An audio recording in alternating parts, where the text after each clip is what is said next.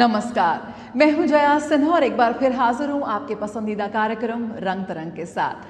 रंग तरंग जो बात करता है भारत की समृद्ध कला विरासत की, जो बात करता है भारत के सॉफ्ट पावर की, जो बात करता है हमारे कला संस्कृति के उन बेजोड़ रंगों की, जिसके माध्यम से आज वैश्विक मंच पर भारत अपनी पहचान को और मजबूती दे रहा है।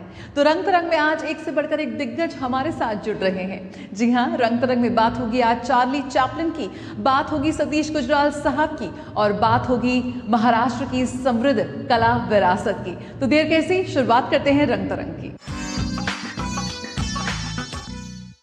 और आइए कला जगत की एक और शीर्ष शख्सियत का जिक्र करते हैं, सतीश गुजराल।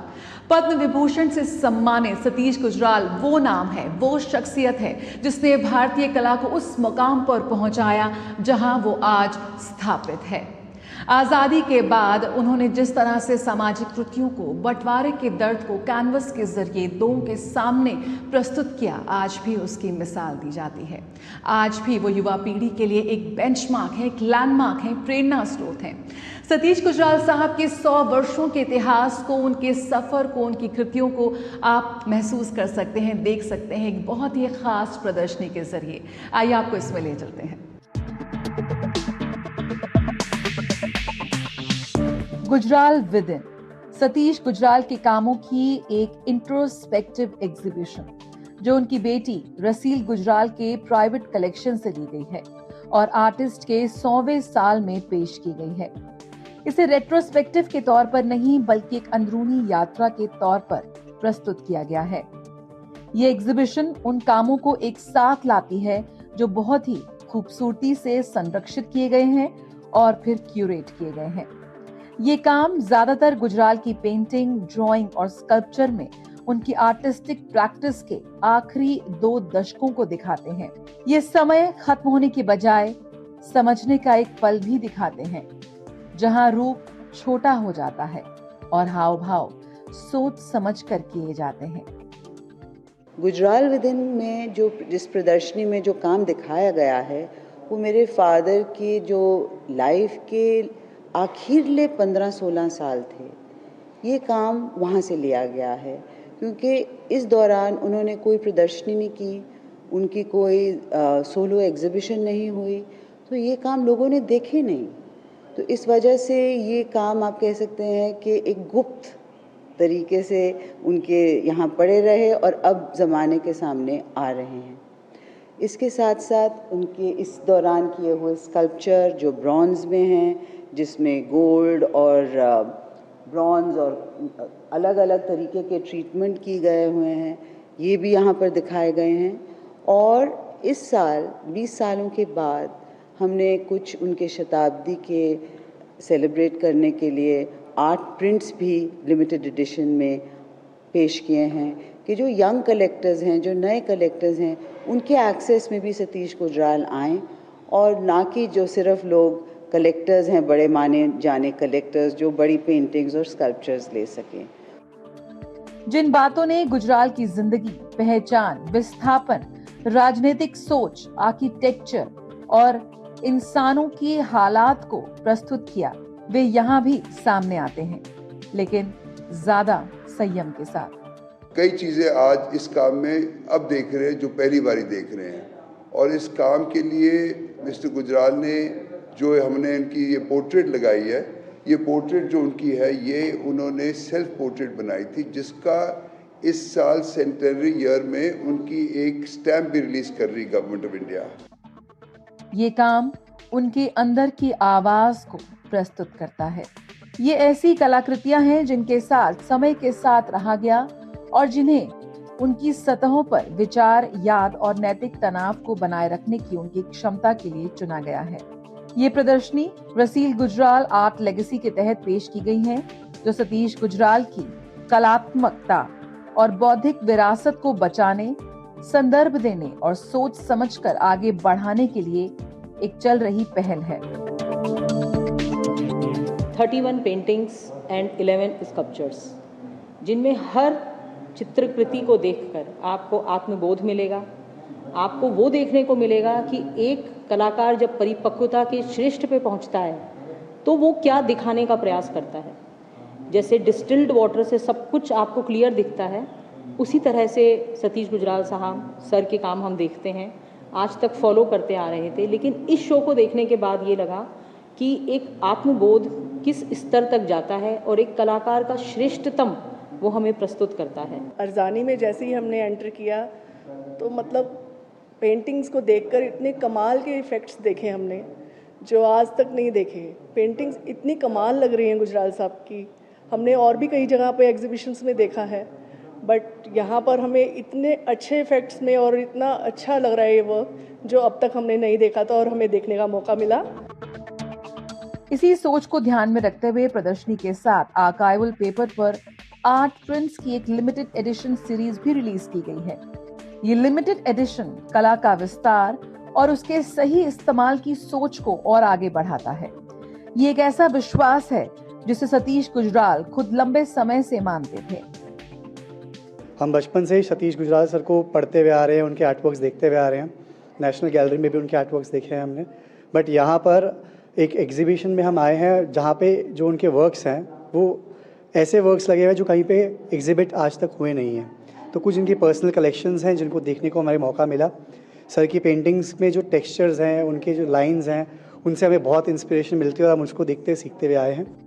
ये एडिशन इस बात की पुष्टि करते हैं कि कला का न सिर्फ सम्मान किया जाना चाहिए बल्कि अलग अलग जगहों और दर्शकों के साथ जिया भी जाना चाहिए।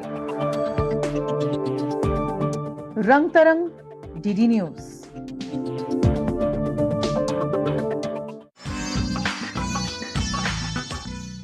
My pain may be a reason for somebody's laugh, but my laugh must never be reason for somebody's pain. मेरा दर्द किसी के हास्य का कारण बन सकता है, लेकिन मेरा हास्य, मेरी हंसी कभी किसी को दर्द ना पहुंचाए। ये कहा था चार्ली चैपलिन ने। कई मशहूर लाइनें हैं उनकी, जिनमें से एक ये भी है। और इस वक्त आप देख सकते हैं कि मेरी चारों तरफ चार्ली चैपलिन आपको नजर आ रहे हैं। मैं इस वक्त मौजूद हूँ राजधानी दिल्ली के त्रिवेणी कला संगम में, जहाँ पर नव्या गैलरी में चार्ली चैपलिन के विभिन्न मूड्स को, उनके अंदाज को आप देख सकते हैं। ये प्रदर्शनी है शिवा प्रसन्ना की a genius and the common man. Films के साइलेंट एरा में चार्ली चैपलिन ने अपने अभिनय से, अपने अदा से जिस तरह की शोहरत बटोरी, शायद आज भी उसकी कल्पना करना नामुमकिन है। अपने 75 साल के करियर में एक से बढ़कर एक यादगार उनकी कैरेक्टर्स रहे, उनकी फिल्में रहीं। और आज भी चार्ली चैपलिन ने जो पैमाना, जो मुकाम हासिल किया था, शायद ही किसी और शख्सियत ने वो किया है। लेकिन आज भी चार्ली चैपलिन क्यों इतने रेलेवेंट हैं, ये समझने का प्रयास कर रहे हैं हम इस प्रदर्शनी के जरिए। तो शिवा प्रसन्ना ने अपनी प्रदर्शनी के लिए चार्ली चैपलिन को क्यों चुना, क्यों साइलेंट एरा के उस दौर को एक बार फिर आज 2026 में जीवित करने का प्रयास किया है। आइए आपको दिखाते हैं इस प्रदर्शनी की कुछ झलकियां और जानते हैं इन सवालों के जवाब। देश भर में सराहना बटोरने के बाद प्रसिद्ध कलाकार शिवा प्रसन्ना की चार्ली चैपलिन पर केंद्रित सोलो प्रदर्शनी a genius and the common man in दिनों आप राजधानी दिल्ली में देख सकते हैं। शिवा प्रसन्ना भट्टाचार्य ने सामाजिक संदेश के साथ चार्ली की कालातीत भावना को कैनवस पर उतारा है। चार्ली चैपलिन आज हमारे बीच नहीं है। चैपलिन ने अपनी कला के माध्यम से आम आदमी की स्थिति को चित्रित किया। गरीबी से लेकर बेरोजगारी तक, उत्पीड़न से लेकर अनाथ होने तक उनकी रचनाओं में ये सभी पहलू थे। मनोरंजन के पर्दे के पीछे चैपलिन में एक मानवतावादी व्यक्तित्व छिपा था, जिसने अपने व्यंग्यात्मक प्रस्तुतियों के माध्यम से दर्शकों को अपने आसपास की सच्चाई दिखाई। यही वजह है कि मौजूदा वैश्विक स्थिति में भी चार्ली चैपलिन की ये तस्वीर, उनका अंदाज, उनका हास्य, उनकी लाइनें उतनी ही प्रासंगिक हैं। जया सिन्हा, रंग तरंग, डीडी न्यूज।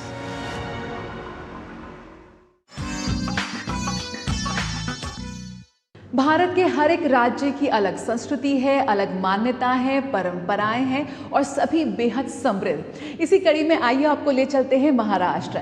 हाल ही में राजधानी दिल्ली में एक बेहद खास प्रदर्शनी और फैशन शो का आयोजन किया गया, जहां पर महाराष्ट्र की कारीगरी, वहां की कलाएं और खास तौर पर वहां के परिधानों को प्रमुखता से शोकेस किया गया।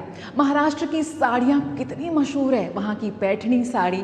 तो आइए किस तरह से ये पैठनी साड़ी बनाई जाती है और किस तरह से इन साड़ियों को आज युवा पीढ़ी खुले हाथ से एक्सेप्ट कर रही है, देखते हैं इस खास फैशन शो और प्रदर्शनी के जरिए।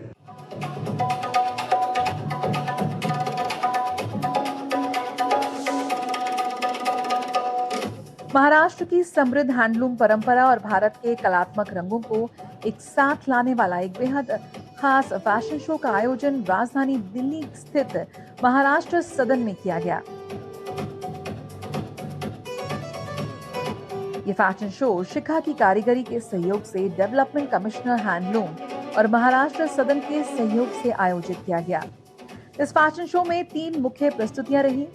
शुरुआत में प्राइड ऑफ महाराष्ट्र के तहत पिछवाई, पट्टचित्र, वारली, गोंड जैसी भारतीय कला शैलियों से प्रेरित हाथ से पेंट की गई हैंडलूम साड़ियों को प्रदर्शित किया गया, जिसके तहत महिला अधिकारी और विभिन्न अधिकारियों की पत्नियां रैंप पर महाराष्ट्र के सांस्कृतिक गौरव को प्रदर्शित करती हुई नजर आई। हमारा ये बहुत विचार था कि महाराष्ट्र में सिर्फ पैठनी लोग जानते हैं, पर पैठनी के अलावा कई सारे ऐसे वीव्स हैं, जैसे खंड हो, करवत काठी हो, हिब्रू हो या अलग अलग प्रकार के हैंडलूम्स हो, तो ये लोगों तक पहुंचाना बहुत ज़रूरी है। और आज हमने यही हासिल किया रैंप में इन सभी वीव्स को पेश करके। विशेषता जो हमारे बुनकर है, जो बहुत कड़ी मेहनत कहते हैं और इसी कोशिश में रहते कि अच्छे से अच्छा कपड़ा बना के लोगों तक पहुँचाए, तो ये हमें संभव हो पाया कि हम लोग इसको पेश कर पाए। और इसीलिए मुझे बहुत खुशी हो रही है कि मैं भी एक जो हिमरू साड़ी पहना है मैंने, एक साड़ी बनने में कम से कम 1-1.5 महीने से ज़्यादा कभी कभी लग जाता है। या अगर हम लोग पैठनी की साड़ी देखो तो 1 महीने से लेके कभी कभी आर्टिस्ट को साल भर भी लग जाता है, डिपेंडिंग ऑन द वीव।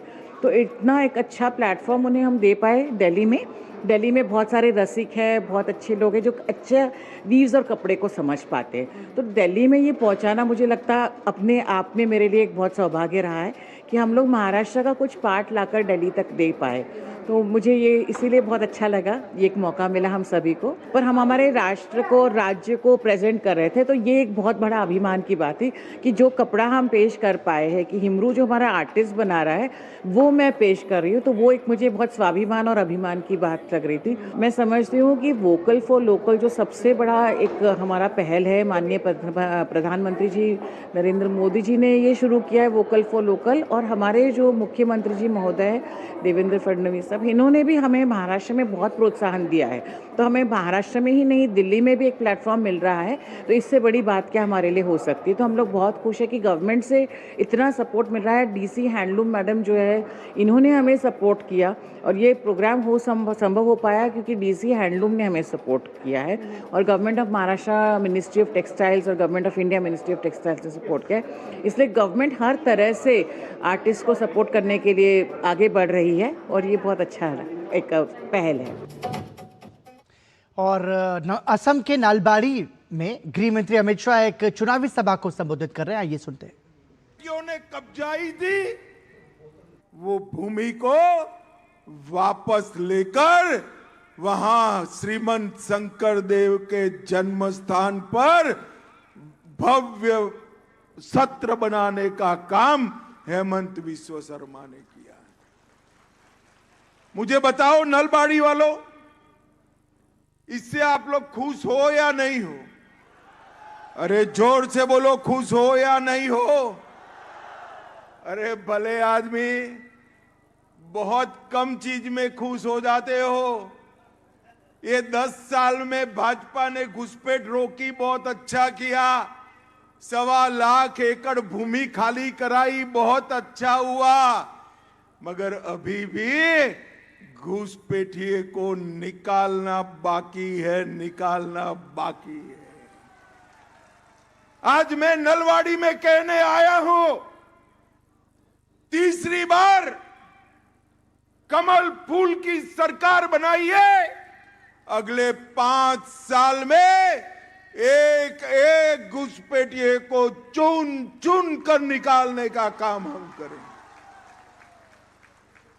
ये असम की भूमि, ये असम की माटी, असम की संस्कृति, ये हमारी है। इस पर किसी घुसपैठियों का कोई अधिकार नहीं है, कोई अधिकार नहीं। एक कांग्रेस पार्टी ने वोट बैंक की लालच में असम की पूरी जनसांख्यिकी बदल दी। धुबरी और इसके आसपास के 9 जिले पूरे के पूरे घुसपैठियों से भर गए, मुस्लिम बहुल जिले बना दिए। मगर मैं आज गौरव गोगाई को कहने कर जाता हूं, आप और राहुल बाबा जितना जोर लगाना है लगा दो, एक एक घुसपैठिए को वापिस आना पड़ेगा। माताओं, भाइयों, बहनों, देश भर में बंगाल और असम से घुसे हुए घुसपैठिए देश भर में पहुंचे। चुनाव आयोग SIR करा रहा, ये राहुल गांधी इसका विरोध कर रहे। मैं पूछना चाहता हूं नलवाड़ी की माताओं बहनों को, दीदी लोगों को, नलवाड़ी के युवाओं को, हमारी मतदाता सूची में घुसपैठिए होने चाहिए क्या? अरे जोर से बोलो, होने चाहिए क्या? चुनाव आयोग SIR कराकर घुसपैठिए को निकाल रहा है। अरे कांग्रेस पार्टी इनको रोकने का काम करी। आप डरिए मत, केंद्र में नरेंद्र मोदी की सरकार है, नरेंद्र मोदी की सरकार। एक एक घुसपैठिए को हम डिटेक्ट करेंगे, ढूंढेंगे, डिलीट करेंगे, मतदाता सूची से निकालेंगे और डिपोर्ट कर कर जहां से आए हैं वहां वापस भेजने का काम करेंगे। ये भारतीय जनता पार्टी का संकल्प। ये पूरे असम को 80 के दशक से कांग्रेस ने अशांत क्षेत्र बनाया हुआ। पूरे असम में बम धमाके, गोलियां, उग्रवादियों के नरसंहार, इससे असम तबाह हो गया। आपने 10 साल से भाजपा की सरकार बनाई। पहले हमारे मुख्यमंत्री सर्बानंद जी और दूसरे 5 साल हेमंत बिस्वा शर्मा। 10 साल के अंदर नरेंद्र मोदी जी की सरकार बनने के बाद हमने बोडो शांति समझौता किया, कार्बी आंगलोंग का समझौता किया, आदिवासी समझौता किया, DNLA समझौता किया, उल्फा के साथ समझौता किया और 10,000 लोग मशीन गन छोड़कर आज आम आदमी का जीवन जी रहे। तो नलवाड़ी असम से गृह मंत्री अमित शाह का संबोधन आप सुन रहे थे। उन्होंने कहा कि केंद्र में जब से नरेंद्र मोदी सरकार सत्ता में आई है उसके बाद हमने भारत के पूर्वोत्तर राज्य की तस्वीर बदल दी। ये आप सुन रहे थे गृह मंत्री अमित शाह की रैली को। और इसी के साथ ही एक बार फिर अब आपको लिए चलते हैं रंग तरंग कार्यक्रम में। सबसे पहले कैसे ये हैंड पेंटेड साड़ीज और महाराष्ट्र का जो आपने आप महाराष्ट्र से आती हैं, महाराष्ट्र की संस्कृति से बहुत जुड़ी हुई है, लेकिन उसे मंच पर पेश करें। एक्चुअली मैं महाराष्ट्र से जुड़ी हुई हूँ और आर्ट मेरा पैशन है और मैं ये पिछले 3-4 सालों से ये वाले फील्ड में हूँ। तो यहाँ पर मेरे पास 100+ आर्टिस्ट एसोसिएटेड है जो हैंडलूम के ऊपर बहुत अच्छा इंडियन आर्ट, ट्राइबल आर्ट सब कुछ बहुत अच्छे से पेंटिंग होता है। और हमारी कोशिश यही रही है कि ये इंडियन आर्ट हर जगह पे ग्लोबली, इंटरनेशनल, नेशनल लेवल पे हर जगह पे ये आगे जाया जाए। इसलिए जो भारतीय हैंडलूम है उसमें ज़्यादातर महिलाएं इस उद्योग से जुड़ी हुई हैं और आज एक प्रयास है कि इन महिलाओं को एक मंच मिल रहा है, राष्ट्रीय नहीं अंतर्राष्ट्रीय मंच, जो हमने आज देखा इस फैशन शो के ज़रिए। किस तरह से नवाचार को आप इसमें ला रही हैं, महिलाओं को इसमें जोड़ रही हैं, उन्हें एक आजीविका मिल रही है। आप काफ़ी समय से इस पर भी काम कर रही हैं। जी, मैं एक्चुअली आरसी यहाँ की महाराष्ट्र सदन की आरसी विमला मैम को बहुत ग्रेटफुल रहूँगी, थैंकफुल रहूँगी कि उन्होंने लेडीज़ को लेकर साथ में एक फैशन शो का कुछ नया करने का सोचा यहाँ महाराष्ट्र सदन में। और जब उन्होंने कनेक्ट किया तो बहुत अच्छा लगा कि वो एक लेडीज़ के लिए और साथ ही साथ आर्ट के लिए भी इस फील्ड में काम करना चाहती है। और मोदी जी का जो सेंटेंस है विरासत भी और विकास भी, तो इस सेंटेंस को लेते हुए आरसी विमला मैम ने बहुत अच्छा लेडीज़ को इंक्लूसिव करके आर्ट को साथ में लेते हुए महाराष्ट्र सदन में ये फैशन शो का आयोजन किया हुआ है। गुड़ी पड़वा के मौके पर दिल्ली वासियों को इस फैशन शो के साथ साथ महाराष्ट्र सदन में लगी महाराष्ट्र साड़ी प्रदर्शनी देखने का भी मौका मिला, जहां राज्य की समृद्ध हैंडलूम परंपरा को प्रदर्शित किया गया।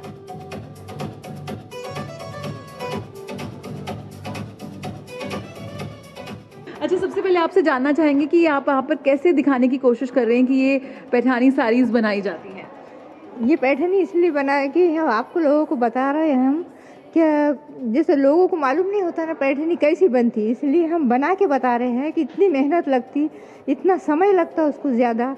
ये रेशम की रहती, 4000 धागों से बनाई हुई रहती है और मैं ये काम में 35 साल से काम कर रही हूँ। ये साड़ी बनाने में 1 महीना, 2 महीने, 3 महीने, 6 महीने या 1 साल तक टाइम लगता है। लेकिन हम यहाँ डेमोस्ट्रेशन के लिए आए हुए हैं, तो 8 दिन में, 4 दिन में तो कुछ बन नहीं सकता। तो आपके लिए खाली सैंपल हम लोग बना के दिखा रहे हैं कि ये पैठनी कैसी बनती है।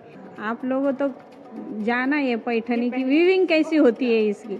ये पूरे 4000 तारा होते हैं। अपन समझो ये नीचे पावड़ी होती है, पावड़ी पे अपन ने कभी पाव रखे तो ये 2 भाग होते हैं। इसमें से हम ये धागे डालते हैं और बाद में इसको ऐसा इंटरलॉक किया जाता है। तो ये धागा इंटरलॉक करने के बाद एक कपड़ा तैयार हो जाता है। और फिर हम इधर का जब पावड़ी दबाएंगे ये ऐसे, तो इधर यहाँ से ये फेरा वहाँ तक कभी लिए तो और वो पूरा होने के बाद और एक बार इसको ऐसा इंटरलॉक किया जाता है, तो ये पूरा कपड़े में तैयार हो जाता है। आज किस तरह से देखती है, क्या युवा पीढ़ी को पसंद आती है इस तरह की कारीगरी, कैसे लोकप्रिय करने का कोशिश है? हाँ, इसलिए कि हम यानी जो युवा पीढ़ी आएंगी उनको ये दिखाना चाहते हैं कि ऐसी पैठनी बनती है, इसलिए हम ये बना के आप लोगों को दूर दूर तक पहुंचाना चाहते हैं। इसका मकसद था बुनकरों और कारीगरों को बिना किसी बिचौलिए के सीधे ग्राहकों से जोड़ना, जो इस प्रदर्शनी ने सफलतापूर्वक पूरा किया। भारत की अनेकता में एकता का ये भी एक महत्वपूर्ण पहलू है, जो हमारी विविधता है, कि कैसे आज भारत के हर एक क्षेत्र में हर एक राज्य की अपनी एक अलग पहचान है, अपनी एक अलग संस्कृति है। इस वक्त हम एक बहुत ही खास प्रदर्शनी में आए हुए हैं, जहां पर आपको महाराष्ट्र की कारीगरी, महाराष्ट्र के परिधान, वहां की कला को बहुत ही खूबसूरती से देखने का और समझने का मौका मिलेगा। क्या कुछ आप लाए हैं महाराष्ट्र से, थोड़ा समझाइए। हम महाराष्ट्र पैठनी साड़ी लाए हैं, जो पैठन में बनती है। 25,000 से स्टार्ट है और 4 लाख, 5 लाख, 10 लाख तक पैठनी बनती है। इसमें अलग अलग प्रकार का डिजाइन होता है, जैसे मोर होता है, असवली होता है, लोटस होता है, मोर बांगड़ी होता है। मोर बांगड़ी साड़ी 8 लाख की होती है, उसे बनने के लिए कम से कम 2 से 1.5 साल लग जाता है। इस तरह हमारे वहाँ पैठनी का वीवर्स का काम करते हैं। कैसे आपको लग रहा है कि आज बाजार मिल रहा है, आज आपको पहुंच मिल रही है, ग्राहक तक पहुंच पा रहे हैं, आपको ऐसा मौका मिल रहा है? बहुत अच्छा स्पॉट मिला है यहाँ पे। जो मैडम में रखे, विल्मा मैडम बोल के, उनने जो ये एग्जीबिशन रखे, उनके वजह से बुनकर लोगों को एक रोजगार मिल गया, इतना अच्छा सेल हुआ है यहाँ।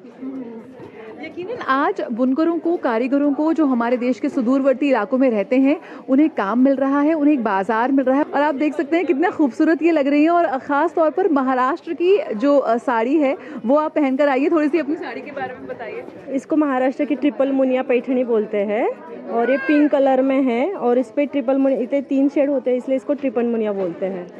और महाराष्ट्र की नथ भी बहुत मशहूर है। हाँ, इसको चंद्रकोर नथ बोलते हैं, तो वो मैंने आज पहनी है। महाराष्ट्र के लोग तो पैठणी मतलब उनकी जान होती है। महाराष्ट्र के लोग तो बहुत पसंद करते हैं पैठणी साड़ीज़ को और मुझे भी बहुत अच्छी लगती है। और किस तरह से जो कारीगरी है, जो पैठनी, जो आपका पैटर्न है, वो ना सिर्फ साड़ी में बल्कि अलग अलग चीज़ों में भी हमें यहाँ पर दिख रहा है, दुपट्टे में दिख रहा है, पर्सेस में दिख रहा है। क्या कुछ आप लाए हैं, बताइए थोड़ा। जी नमस्ते, हम लोग महाराष्ट्र से आए हैं और ये हमारे पास पैठणी के बहुत सारे क्लचेस हैं। हम लोग मैन्युफैक्चरर है, क्लचेस है, पर्सेस है जो आप देख रहे हैं। और दिल्ली वाले हम लोगों को बहुत अच्छे से रिस्पांस दे रहे हैं। पैठणी की टोपी भी है जो हमारे महाराष्ट्र की शान होती है। तो ये ऐसी टोपी भी हम लोग पहनते हैं, जैसे कुछ हमारा फेस्टिवल रहता है तो उसी टाइम पे। तो ये जेंट्स लोगों के लिए भी है। तो इसमें हम लोग, हमारे पास टोटल 44 अलग अलग प्रकार के प्रोडक्ट्स है। अभी हम लोग यहाँ पे इतने सारे नहीं ला पाए, लेकिन बहुत सारे चीज़ें हैं। ये सब प्योर सिल्क में ये सब हम लोग बनाते हैं। और ये जो पर्सेस आप देख रहे हैं ये सब पैठणी के क्लचेस है। ये बाकी के साड़ियों पे भी जाते हैं और पैठणी में भी तो जाते ही है। पारंपरिक जो अंदाज है, वेशभूषा है, उसमें कहीं ना कहीं नवाचार भी दिख रहा है। साड़ी भी है, दुपट्टे भी हैं, क्लचेस भी है, पर्सेस भी हैं। वो तमाम चीज़ें हैं जो आज की युवा पीढ़ी पसंद कर रही है और कोशिश कर रही है कि हमारे जो एज ओल्ड ट्रेडिशंस हैं, जो परंपराएं हैं, उन्हें अपने जीवन में आत्मसात कर सकें। ये भी हम देख सकते हैं। आप क्या कुछ लाए हैं महाराष्ट्र से, थोड़ा बताइए। है प्योर टसर सिल्क में है जो हमारे नागपुर भंडारा में बनता है, प्योर हैंडलूम साड़ीज़। और ये कॉटन में है, कॉटन चंदेरी साड़ीज़ हैं। जो भी हमारे महाराष्ट्र का है, पुणे का है, सोलापुर का है, नागपुर का है, वो सब हम आपके लिए लेके आए, दिल्ली वालों के लिए। साड़ी है, उसको लेकर आपको लग रहा है युवा पीढ़ी कितनी उसको पसंद कर रही है, एक बाजार आपको मिल रहा है, पसंद आ रही है और उनको पहनने का दिल कर रहा है कि ये साड़ी अभी हमने पहनना चाहिए। हमारी युवा पीढ़ी है ट्रेडिशनल पैटर्न आगे लेके जाएगी। ये एक पहल थी पारंपरिक हैंडलूम इंडस्ट्री को नई जिंदगी देने और बुनकरों को राष्ट्रीय मंच पर बाजार दिलाने की। भारत की कला विधाओं की बात करें तो रंगमंच भारत की प्राचीनतम कलाओं में शुमार है। आज इसमें नवाचार हो रहा है, दर्शक बदल रहे हैं, अंदाज बदल रहा है। तो वर्ल्ड थिएटर डे पे आइए आपको दिखाते हैं एक बेहद यादगार प्रस्तुति। भारत का स्वतंत्रता संग्राम, ये संघर्ष वो संघर्ष रहा जिसमें सिर्फ राजनीतिक गतिरोध नहीं बल्कि भारत के गुमनाम नायकों का सर्वोच्च बलिदान भी शामिल है। काकोरी क्रांति गाथा पर एक बेहद खास नाट्य प्रस्तुति हुई NSD द्वारा। आइए आपको दिखाते हैं।